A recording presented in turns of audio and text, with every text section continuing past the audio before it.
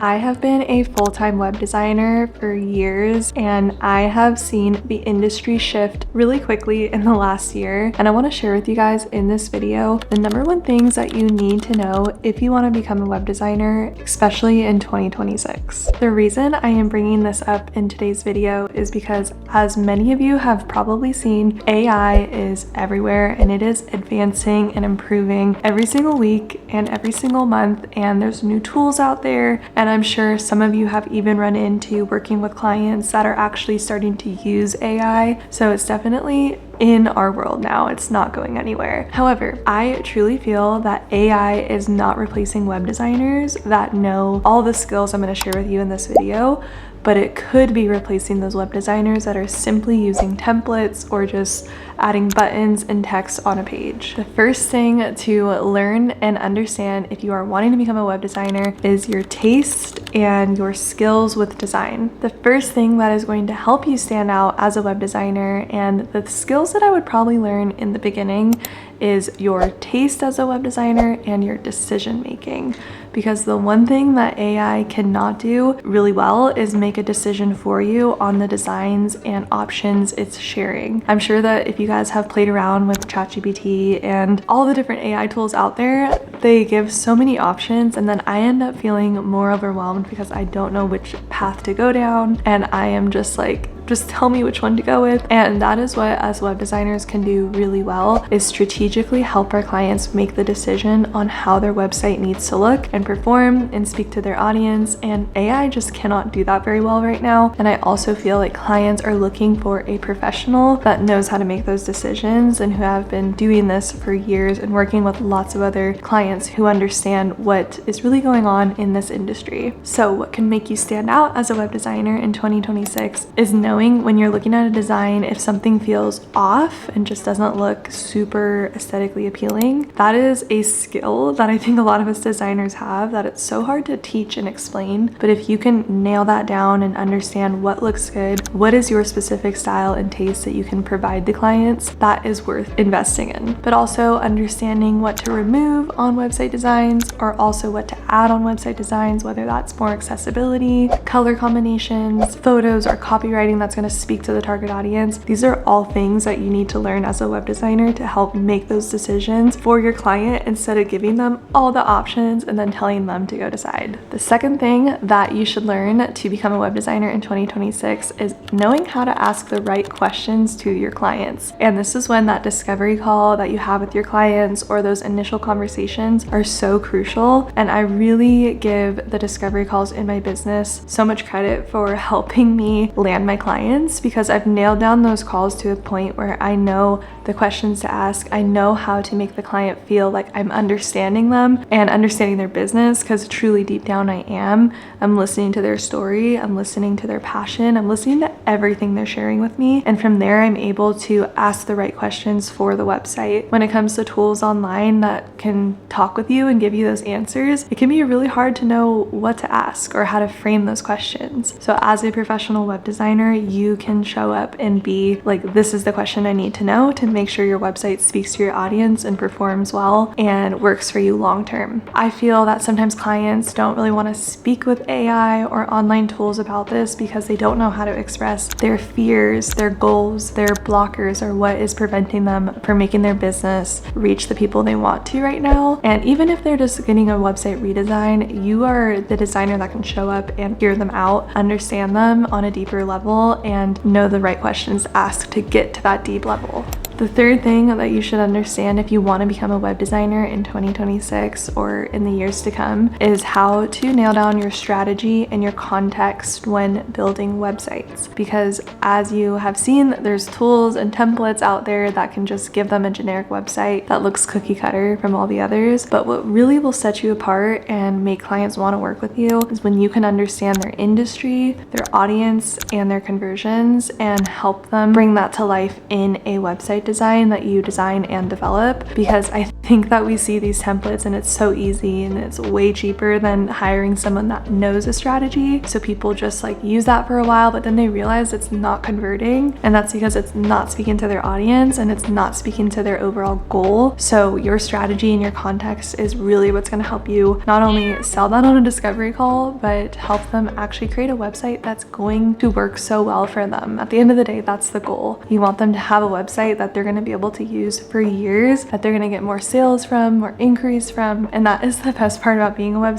designer, is giving them that tool that they can use that will actually perform for them. It's so rewarding. So being able to share with your clients that you're able to do that strategy and understand the context is so helpful and important. Just keep this in mind, that I think we are going to be in a really interesting year in 2026 where a lot of clients might have been using templates and those tools to generate websites for them, but they're probably going to run into some issues this year, realizing it's not converting, and they're going to be seeking designers who will create a custom strategic website with the right context. And I always like to remind myself this, that clients don't need another website. They honestly just need clarity. The fourth thing that is really going to help you stand out as a web designer in 2026 is the collaboration that you provide throughout the process. So I know this isn't so much a web design skill, but this is what helps your process be worth the investment that you're showing your clients. And this is one of the things that I pride myself on with my website design clients and my process, is I include my clients throughout the entire designing process, whether that's through sending them my client portal, which I share all of that in my Patreon if you want to see like everything of how I schedule it, how I add my clients to the board, how I assign them tasks. It is so collaborative. And then I also send them those Figma links where they can drop comments and feel really involved, so that at the end of the day, I am giving them room to share with me what they do and don't like. And maybe that will also open up some doors to hear their overall goals, their audience, or what their audience is sharing with them. When you give room for collaboration, you're able to create a website that is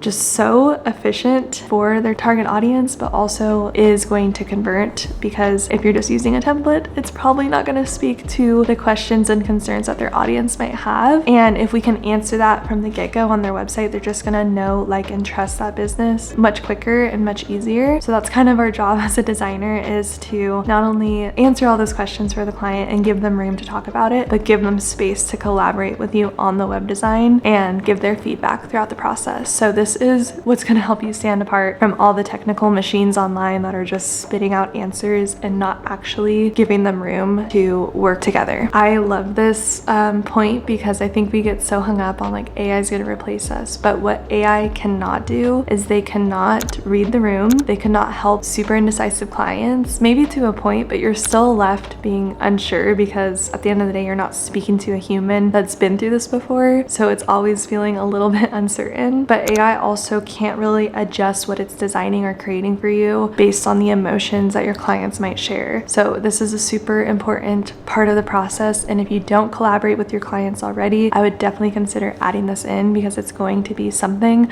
I believe clients are going to seek out in the next few years.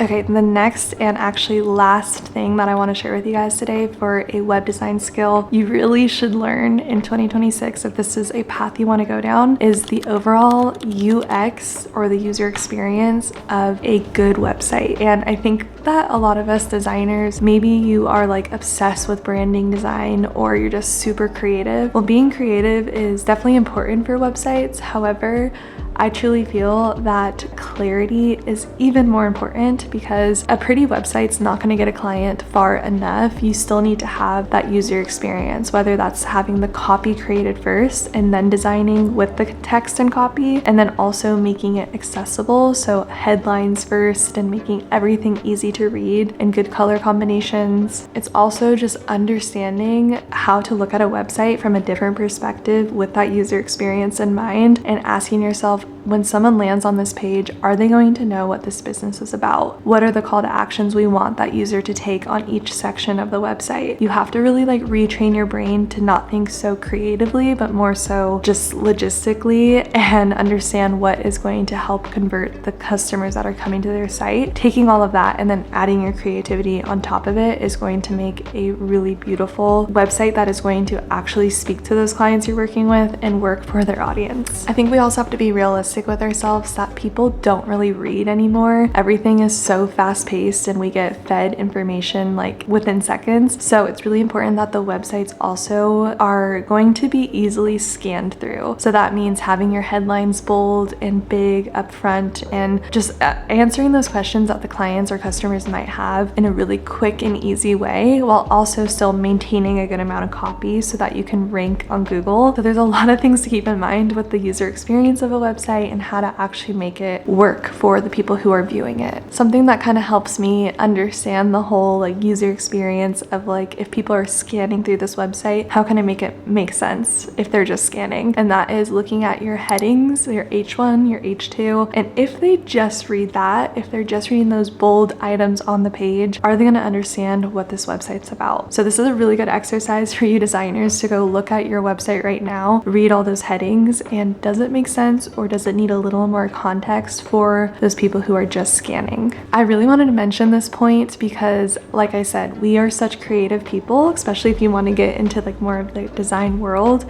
But I really feel that when it comes to website design, that the content and the clarity comes before the creativity, and that is what's going to create that beautiful strategic design with that context that I mentioned before, and answering all those clients' concerns, goals, speaking to the audience. That is what's the most important part, and then adding on that creativity after is what's going to really tie the bow on top. So those are the points I wanted to mention about the skills that you should learn if you want to become a web designer in 2026. I think there is still lots of room for you to do this if you just nail down these skills and understand the way that the web design landscape is shifting, because it is changing. That's another thing I wanted to mention, is that if you're not willing to grow and evolve with that change, then you could be left behind. So I think it's really important to look at the AI tools out there, to look at what's going on in our industry so you can better understand and educate clients on what makes your services different. But I also feel like we can use AI as a tool. I still think it's so helpful, especially if I'm working on like a Shopify website and I need specific code for sections. AI is able to help me create that. So if you can utilize it as a tool, but still show up as that strategic web designer that can help your clients and collaborate with them, then it is going to be just a perfect combination. So it's really important to understand what is out there and how to utilize it to show up as the best designer. But also, if you are worried about the way that the landscape's changing for web designers, just keep in mind that the answer isn't always learning every single tool out there or every platform out there. It's learning how to nail down your process, understanding how to make those decisive decisions on what looks good and why something feels off, and understanding like the actual design style behind it all. And so yeah, the answer is not always learning more tools. It's about building up your judgment as a designer, knowing when something looks good or feels off. It's also about learning how to have more clarity around website designs, and it's also about just building up your confidence as a designer so you can show up on those calls and understand what it is that you provide that they can't get anywhere else. So those are my tips on how to become a really awesome professional web designer in 2026, and the skills that I would really focus on and learn so you can stand out. But let me know down below if you guys have any questions about this. If you want to learn more like technical skills about web design, I have tons of tutorials inside of my Patreon, so be sure to check that out. I always have a coupon code for all of you YouTube subscribers, and I post in there every single week a exclusive tutorial, so check that out. But thank you so much for watching. I hope you guys have an amazing holiday, and I'm thinking about you. Happy New Year, and I can't wait for 2026. It's going to be an amazing year. But I hope you guys have a good day, and I will talk to you in my next video soon.